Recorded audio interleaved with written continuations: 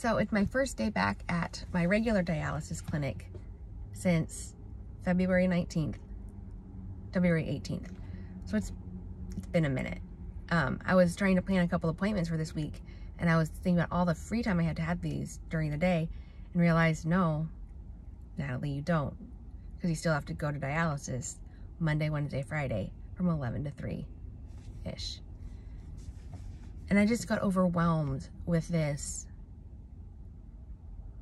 This is my life. I've struggled a lot in years about just feeling as though I don't contribute much to the world right now. I can't be this functioningly generous with my time and my resources person. And it really kind of hit me last night, that part that has bothered me for a long time, but also, like, what does my life consist of? These dialysis treatments, and hopefully staying out of the hospital, you know, and that's a lot of what I do. And it made me feel a bit sad thinking about it, because I as much as I know that this is what I need to do right now, it's not what I want to be doing. I don't want to be this person that doesn't work very much. I don't want to be this person that people have to worry about.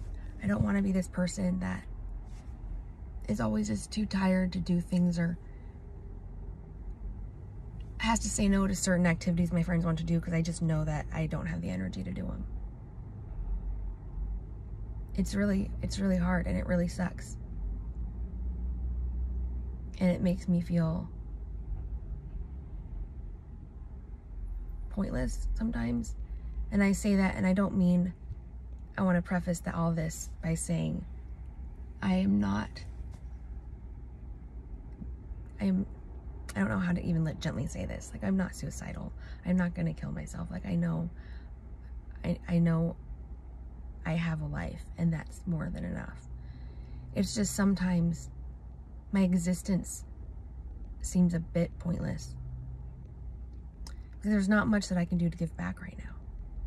And talking with some of my people in my life, it's like, you know, maybe right now you can't give too much back, but you will someday. And someday I hope to. The problem is that there's so many people in my life so excited about me to get this second kidney transplant. And I'm excited for the day that will come too, because there's so much promise, and so much, like, this could really, like, change my life so much.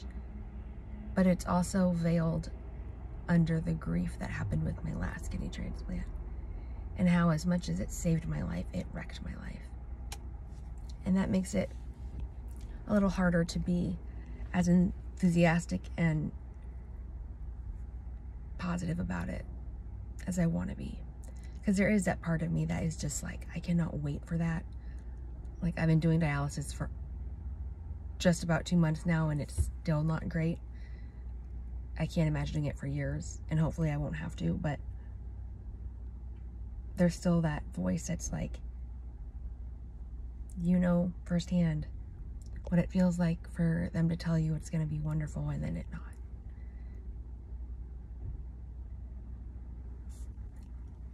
So I think part of these feelings right now are coming from, I did what I could. I did what I was supposed to do with this first kidney, and it failed, which means that I failed. And that's an issue that I'm working out, because it's not my fault, but I'm sure people can understand how it feels like it's my fault. Like, I feel like I failed. Something about me didn't do something well enough, and it's not working anymore.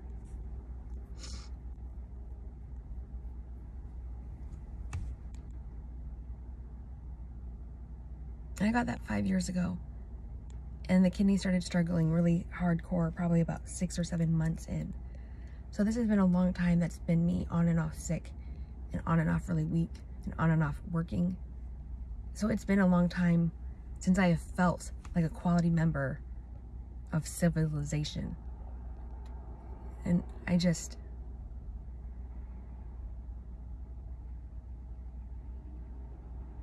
I like having optimism about the future. I also don't mind the saying, like, expect the best and be prepared for the worst. Like, I'm prepared for the worst because I've been through the worst. It's a little hard for me to expect the best. I mean, what a blessing it will be when that day comes, right? Like, what a blessing. But in the interim, getting there, this is who I am. This is who I am.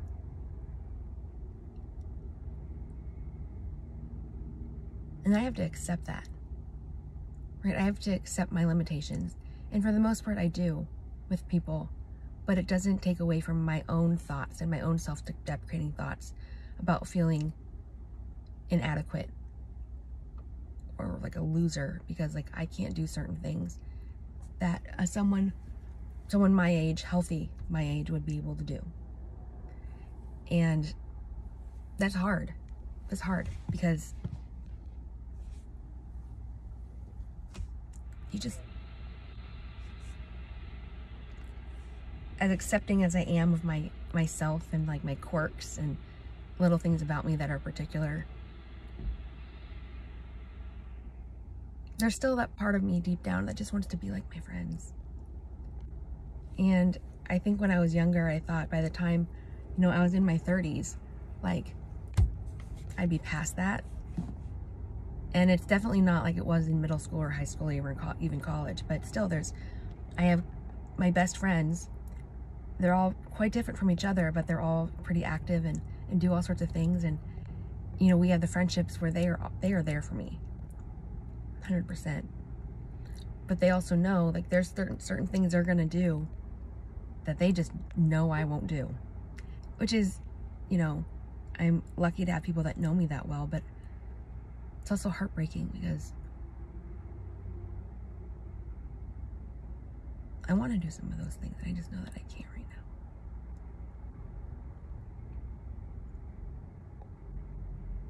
This whole dialysis journey, kidney journey, everything journey going on right now, it's exhausting. Being in the hospital 3 weeks, it was like weird when I got home and I went out in public, because I'm like, nothing's really changed, but everything's changed.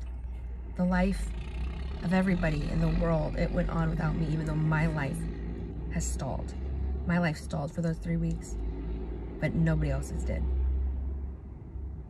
And that's what happens each time that I've been in the hospital for an elongated period of time. It's like I go out and I find out all these things that have happened, even more so than I can read on the news or on the internet. It's like there's a lot of different things, and I just get sad thinking of all the things that I missed out on. Think of all the things that I missed out on. And I'm probably being over dramatic because I'm just a Midwest girl, from Nebraska and in Kansas City. Like, my life, if I wasn't sick, wouldn't necessarily be super exciting. But I would be able to be more active in it. And I'm not trying to have like a pity me party. It's just, it's hard for me to voice to people a lot of the time how sad I am about all of this. How sad I am, and how scared I am, and how mad I am. Because you want to be optimistic about it. You don't want to portray a negative life outlook to people. I don't think I have a negative life outlook, but I don't let the sadness show a lot. But I am sad. This whole thing is sad. And I'm sad because I feel like I'm having just more years stolen from me. I'm having more experiences, or even, you know, options of experiences to make beautiful memories. I'm having those taken away from me. I'm missing out. And I've missed out on the life that a young adult should live. And it really sucks. And it really sucks. And I'm not just,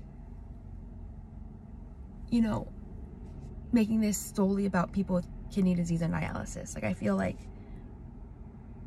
I could commiserate with many people that have chronic illnesses that have certain of the same thoughts as I'm having right now.